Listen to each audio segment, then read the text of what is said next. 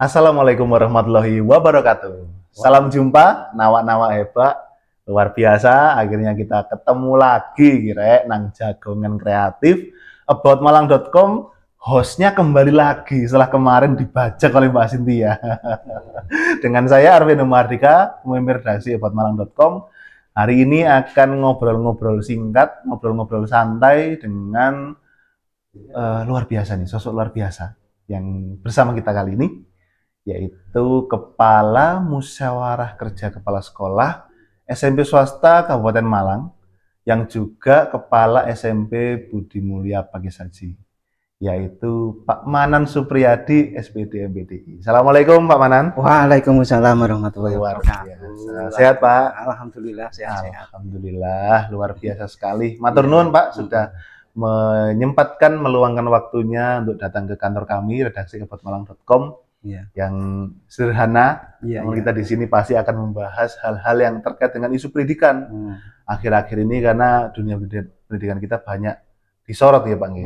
Terkait dengan yang pertama adalah itu Pak, yang kemarin rame di Sulawesi, itu satu. Tapi itu mungkin kita nggak kesana lah arahnya. Yang penting adalah yang di nasional Pak, karena ada pemisahan nih Kemendikbudristek menjadi 3 kementerian, yaitu adalah Kementerian Pendidikan Dasar Menengah, Kementerian Pendidikan Tinggi, Sains dan Teknologi, kemudian ada Kementerian Kebudayaan. Nah sebenarnya Pak, dari MKKS SMP Swasta Kabupaten Malang menyikapi hal tersebut seperti apa? Kalau dari kami, Mas Avendo, itu sangat bersyukur. Ini alhamdulillah rupanya ada komitmen dari pemerintahan yang baru. Dengan terpilihnya Bapak Menteri ini, rupanya juga beliau paham tentang pendidikan. Jadi harapan besar kepada kami, sehingga betul-betul beliau itu memahami apa yang dibutuhkan pendidikan, bagaimana solusi-solusi permasalahan-permasalahan yang sudah terjadi. Khususnya yang kita pandang adalah yang belum selesai sampai sekarang ini, masalah guru, karena masih ada semacam diskriminasi, masih ada pembedaan guru ASN, guru swasta maupun guru honorer. Dan yang paling ironis itu adalah sekarang tentang siswa. Siswa kita itu sekarang, ya kami sebagai pendidik sangat mengalami beda jauh dengan zaman kami pada saat sekolah dulu. Sangat jauh. Ya, dari perilaku, dari sikap maupun dari cara mereka belajar dan lain-lain. Itu intinya di 2 titik itu dulu yang perlu kita harapan kami. Betul. Itu.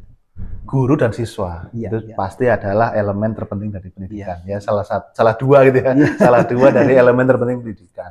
Khususnya di jenjang menengah pertama ya Pak. Di mana anak itu baru dari SD, yang istilahnya itu jenjang kanak-kanak begitu ya. Menuju ke jenjang remaja awal ya di SMP, untuk selanjutnya berproses di SMA dan SMK. Sebenarnya apa sih Pak tantangan terbesar? Ini kita ngomong guru dulu. Terkait dengan permasalahan atau apa yang terjadi tentang guru ini, terutama di SMP swasta ya. Untuk guru ini memang sangat variatif.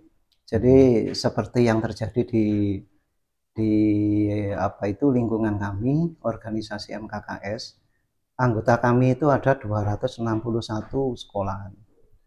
Di sana memang ada 25% yang notabene sekolah ini adalah sekolah-sekolah yang berkemajuan baik, artinya memang dukungan dari orang tua, dukungan dari lingkungan maupun sekolah itu memang sarana prasarana memang sudah mencukupi, sehingga mereka itu bisa untuk tampil memberikan solusi pendidikan yang sudah kualitasnya bagus. Yang sedang juga ada yang setara dengan negeri, tapi di bawah itu ada. Cuma memang semuanya punya komitmen untuk kemajuan pendidikan. Jadi bagi sekolah-sekolah yang mungkin saat ini dapat dikatakan sekolah kecil, siswanya sedikit, mereka itu sebenarnya membantu pemerintah, yaitu apa? Dalam rangka mengentas angka putus sekolah. Karena di sisi lain kadang-kadang kalau sekolah negeri ataupun sekolah yang memang sudah bagus kan nggak mau menerima anak yang mungkin apa itu di dalam belajar itu sarana dukungan dari orang tua nggak ada, sehingga teman-teman kami sekolah-sekolah kecil yang membutuhkan siswa itu memang mereka sangat peduli terhadap mereka anak-anak tersebut. Ya. Jadi mungkin rela membujuk, kunjungan ke rumah, apa itu kalau anak itu mungkin tidak sekolah, kita rela untuk mengunjungi, mengajak biar mau sekolah. Kalau nggak ada sekolah-sekolah semacam itu, insya Allah ya putus sekolah sangat tinggi, angka putus sekolah itu. Ya. Jadi di kami itu dari 3 model itu semuanya sangat membantu pemerintah. Nah ini. Jadi sejauh itu kan kita sudah ngomongkan tentang kita membantu pemerintah nih. Ya. Nah, tapi sejauh ini Pak, feedback dalam tanda kutip ya, feedback dari pemerintah sendiri apa yang diberikan untuk teman-teman di SMP swasta?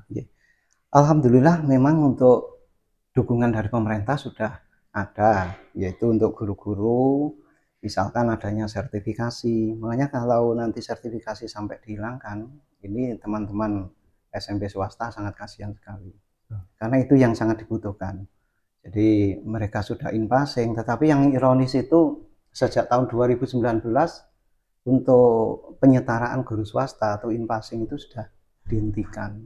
Nah ini kami juga berjuang memberikan masukan, mungkin juga lewat podcast ini, Mas Arvendo, nanti biar didengar oleh beliau-beliau yang ada yang pusat bahwa terhenti sejak tahun 2019.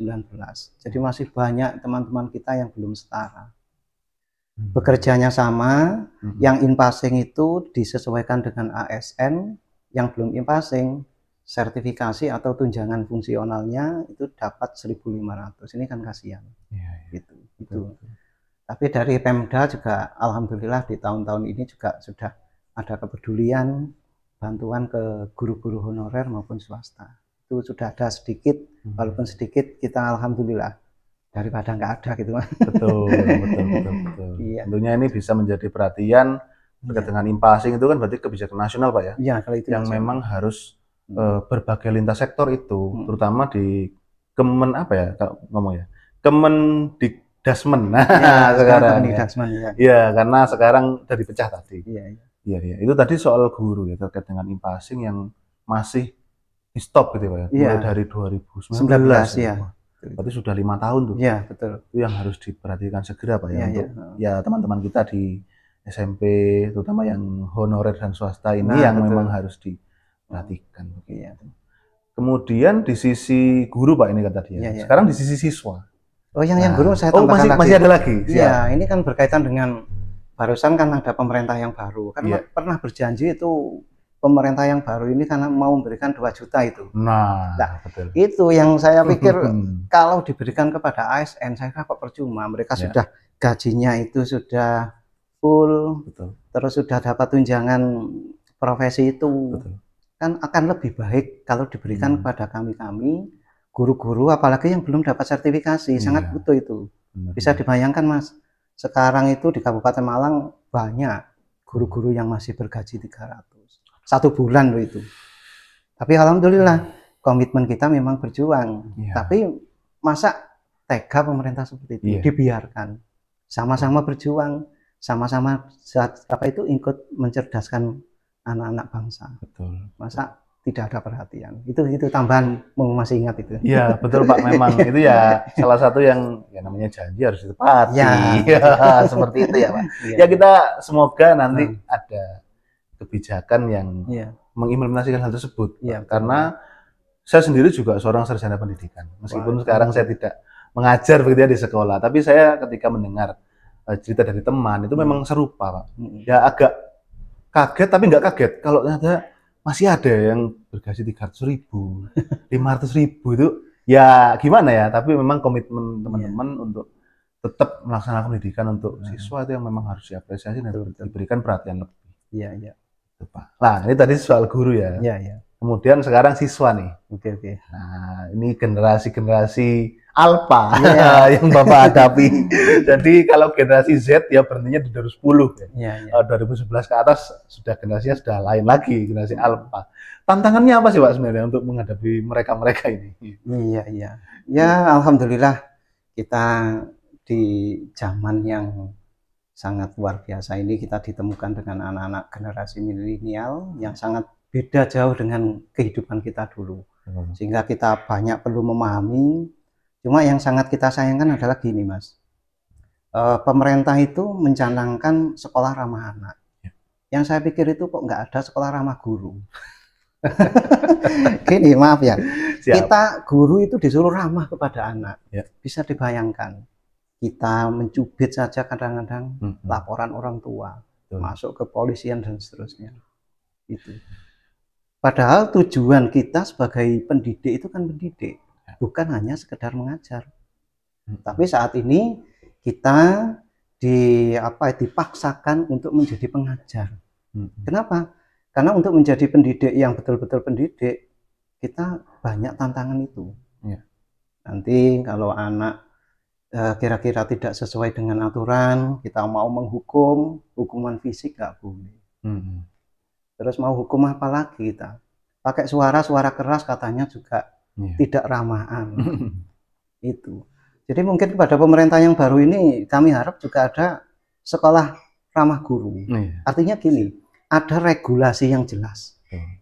Perlindungan guru ini sangat penting. Banyak guru yang dilaporkan. Sehingga kita mau bergerak di dalam mendidik anak-anak itu sangat sulit. Sangat sulit. Ini juga laporan teman-teman semuanya seperti itu. Ya akhirnya, ya sudah. Mungkin ini karena ada fenomena, kalau di Kabupaten Malang berot itu ya. Berot itu kan cara kasarnya anak-anak itu kan bebas untuk untuk berbuat sesuatu kan, namanya berot, lepas dari pengawasan. Mungkin itu juga merupakan falsafah. Sehingga terjadi betul kepada anak-anak. Itu yang terjadi, Mas. Kondisinya anak-anak kita seperti itu. Wah, itu sebenarnya tantangan yang luar biasa, Pak ya, terkait dengan regulasi ya, kemudian kondisi siswanya juga ya, memang perlu perhatian khusus dan yang menangani memang harusnya mengerti pendidikan, betul Pak ya? Betul. Karena terkait dengan kebijakan baik nasional maupun daerah maupun di regional kita di Kabupaten Malang itu sangat penting sekali bagi orang-orang yang memang seperti Bapak begini. Istilahnya kita punya ruang ya. Saya punya ruang di sini sebagai podcast ini untuk kita bersama-sama berdiskusi sebenarnya apa ya yang terbaik untuk ini. Nah, kalau dari MKKS ataupun dari Bapak terkait dengan apa Pak ya kira-kira solusi yang bisa ditawarkan gitu Pak untuk anak-anak kita ini agar bisa menjadi tetap pribadi yang kalau kita bisa bicara itu yang excellent gitu Pak. Karena kan sebenarnya kalau program kan nggak kurang-kurang Pak ya. Kayak P5. Wah, luar biasa ya. Kita profil pelajar Pancasila, ada penguatannya pula. Wah, bagus banget ya. Tapi kok masih terjadi gitu ya, yang hal-hal yang sekiranya itu menjadi perhatian bahkan sampai perhatian nasional. Nah, itu kira-kira apa Pak solusi atau dari Bapak untuk saran kebijakan terkait dengan ini, pengembangan karakter siswa terutama. Oke. Ya. Jadi kita mulai dari kurikulum. Menurut kami pribadi, teman-teman, termasuk khususnya anak-anak, belum siap untuk merdeka di dalam belajar. Menurut saya pribadi, khususnya, pendidikan yang terbaik itu sementara masih pondok pesantren sama kemiliteran. Waduh. Itu menurut kami. Karena di sana tertanam disiplin, karakter yang bagus. Ya. Apalagi nanti dengan adanya kurikulum merdeka ini anak-anak dianggap ya karena berpikir yang sempit ya dianggap merdeka segalanya. Waduh. Kalau dimarahi guru berarti belum merdeka. Belajar seenaknya, belajar dipaksakan berarti belum merdeka. Nah, ini harus dirubah. Betul. Menurut pengamatan saya pribadi, kurikulum yang tepat itu dulu masih KTSP. Menurut saya sudah. Jadi kurikulum tingkat satuan pendidikan itu masih sesuai dengan karakter bangsa kita. Siap. Kalau sudah mengarah ke merdeka, akhirnya diplesetkan seperti itu tadi. Betul. Anak-anak ingin merdeka dalam segalanya. Bebas di dalam belajar. Jadi pengertian bebas itu mereka nggak mau untuk diatur-atur. Nah, oleh karena itu ya kita mohon pendidikan karakter seperti dulu, ada pendidikan moral Pancasila. Betul. Ini dikembalikan lagi. Siap. Itu. Contohnya itu hal yang sepele kan. Iya, iya. Kan sudah diganti dengan PKN, Iya. pendidikan kewarganegaraan. Tetapi apapun anak-anak itu masih butuh. Biar nanti sedikit banyak punya rem. Ya. Ada ajaran moral di sana. Betul. Itu yang kita inginkan seperti itu. Untuk menjadi rem anak-anak. Biar tidak terlalu berat. Itu budaya, nggak apa-apa Iya, pandangan. betul, Cuma betul. Istilahnya sehingga diplesetkan oleh anak-anak seperti itu. Iya, iya. Berat silakan di kesenian ya, tapi Ya, jangan di kelas. Iya, itu. Nah, berat di kelas kan berat itu. Ya, betul. Iya. Baik, mungkin closing statement Pak dari Pak Manan sendiri terkait dengan apa ya harapan di pendidikan kita di masa depan, khususnya di tingkat SMP, khususnya lagi di SMP swasta di Kabupaten Malang. Kira-kira apa harapannya? Satu harapan kami, jadi kurikulum dikembalikan pada kurikulum tingkat satuan pendidikan. Itu menurut kami sesuai dengan karakter masing-masing sekolah. Ya. Jadi mereka berhak untuk diberikan kebebasan, merdekanya di sana. Kebebasan untuk mengelola, mengatur sekolah sesuai dengan lingkungan, kondisi lingkungan masyarakat di sekitarnya. Itu yang pertama. Yang kedua berkaitan dengan guru, seperti yang kami sampaikan, perhatian pemerintah pusat adalah satu, infasing dibuka kembali. Ya. Yang kedua adalah kalau ada tambahan 2 juta, pikirkan SMP swasta. Pikirkan guru-guru swasta. Ya. Yang ketiga, tolong pendidikan moral dikembalikan lagi.